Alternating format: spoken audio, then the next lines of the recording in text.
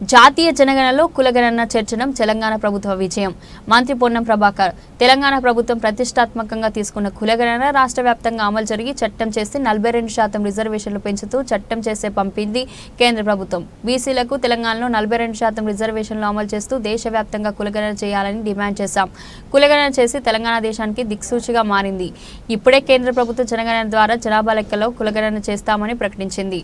తెలంగాణ అంటే రవాణా శాఖకు సంబంధం లేకుండా తెలంగాణ ప్రభుత్వం ప్రతిష్టాత్మకంగా తీసుకున్నటువంటి కులగణన రాష్ట్ర వ్యాప్తంగా అమలు జరిగి చట్టం చేసి 42% పంపడంతో పాటుగా కేంద్రం కూడా 42% రిజర్వేషన్ అమలు చేస్తూ దేశవ్యాప్తంగా కులగణన చేయాలనే డిమాండ్ చేసినాం.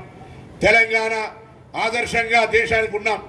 ఇదే ఆదర్శమైనటువంటి డిమాండ్ తోటి మనం కేంద్రాన్ని కోరితే ఇప్పుడే కేంద్ర ప్రభుత్వం కూడా రాబోయే 2025 కుల జనగణనలో కులాల పరమైనటువంటి అంశాన్ని సర్వే చేస్తామని ప్రకటించడం అనేటువంటిది తెలంగాణ ప్రభుత్వ విజయంగా, తెలంగాణ ప్రజల విజయంగా భావిస్తా ఉన్నాం. ఇది మామూలు విషయం కాదు.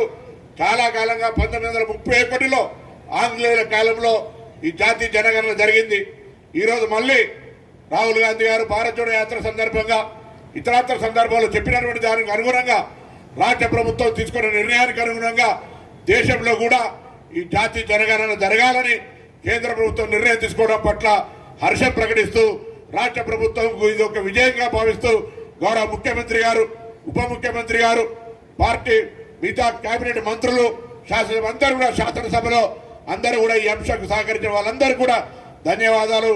కేంద్ర ప్రభుత్వానికి కూడా ధన్యవాదాలు. ఇంత పెద్ద గొప్ప చారిత్రాత్మక నిర్ణయం ఆలస్యమైన ఈరోజు రాబోయే కులగణన జనగణనల కులగణన చేయాలని నిర్ణయం తీసుకోవడం పట్ల తెలంగాణ రాష్ట్ర బ్యాక్వర్డ్ క్లాస్ వెల్ఫేర్ మినిస్టర్గా నేను హృదయపూర్వకంగా అభినందనలు, సంతోషాన్ని వ్యక్తం చేస్తా ఉన్నా. ఈ తెలంగాణ ప్రభుత్వ విజయంగా భావిస్తా ఉన్నా. అదేవిధంగా ఈరోజు రవాణా శాఖకు సంబంధించి రవాణా శాఖ పక్షాన తెలంగాణ ప్రభుత్వం కూడా వాహన్ సారథిలో సభ్యులుగా అంటే అనుసంధానమై ఫెడరల్ సిస్టంలో రవాణా అనేటువంటి వ్యవస్థ రెండు రాష్ట్ర కేంద్ర సంబంధం కాబట్టి కొంత సాంకేతికమైనటువంటి వెసులుబాటుకు మరింత సౌకర్యంగా వాహనదారులకు కానీ లేదా డ్రైవింగ్ చేసేటువంటి వాళ్ళందరికీ కూడా ట్రాన్స్పోర్ట్ నాన్ ట్రాన్స్పోర్ట్ కన్వీనియన్స్ కొరకు ఈరోజు వాహన్ సారథిలో అనుసంధానం కావడం జరిగింది. దీని ద్వారా దేశవ్యాప్తంగా ఉండే సమాచారంతో పాటుగా దేశవ్యాప్తంగా తెలంగాణ రాష్ట్ర ప్రజలు కూడా అనుసంధానం కావడం ప్రారంభమైంది. అది ఒక శుభ కార్యక్రమం. దాంతో పాటుగా రాష్ట్ర బలహీన వర్గాల శాఖ మంత్రిగా ఒక తెలంగాణ రాష్ట్ర విజయంగా భావిస్తా ఉన్న తెలంగాణ రాష్ట్ర ప్రభుత్వం 2024 ఫిబ్రవరి 4 క్యాబినెట్ నాడు తీసుకుంటే 14 తారీఖు నాడు దాన్ని శాసనసభలో పెట్టి దాని తర్వాత మళ్ళీ 2025 ఫిబ్రవరి 4 నాడు కుల సర్వే జరిపి దాని నివేదికను నిర్ణయం నుంచి నివేదిక దాకా దాని నివేదిక నుంచి 42% చట్టం చేసి చట్టంతో పాటుగా ఆ రోజు శాసనసభలో బలహీన వర్గాల శాఖ మంత్రిగా ప్రవేశపెట్టి దాన్ని కేంద్రం కూడా రాబోయే కులగణనలో జనగణనలో కులగణన కూడా చేయాలనేటువంటి డిమాండ్ తీర్మానం చేసినాం. ఇవాళ ఇది తెలంగాణ రాష్ట్ర ప్రజల విజయంగా, తెలంగాణ రాష్ట్ర ప్రభుత్వ విజయంగా, తెలంగాణ గౌరవ ముఖ్యమంత్రి గారు, ఉప ముఖ్యమంత్రి గారు, మా పార్టీ అధ్యక్షుడు, తెలంగాణ మంత్రివర్గము, శాసనసభ్యులు అన్ని రాజకీయ పార్టీల తీసుకున్నటువంటి చొరవ దేశానికి మార్గదర్శకత్వమైంది.